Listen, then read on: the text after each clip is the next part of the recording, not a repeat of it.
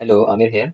I will show you a web scraping uh, project based on VBA. We can also do that using Python as well as the Google Apps script. But for this particular example, I have completed it using Python and VBA script both. So uh, here it is.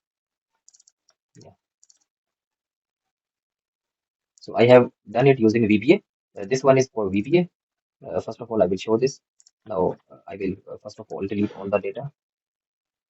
Now I have empty table, as you can see, and this is the source which I am pulling data from. This is the web source, right? From where I am pulling the data, right? And this is the whole VB script. Now, if I click the pull data, the data is pulled from the web source, and conditional formatting is automatically applied because I have applied it using the Excel conditional formatting feature. Now, this is using VBA, and another same thing has been done using the uh, Python also. So this is the Python script, and running it will pull the data from the web.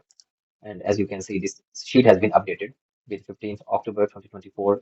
Time is now 7:17 p.m. As you can see, so this Excel file has been updated. So this is the scrape data.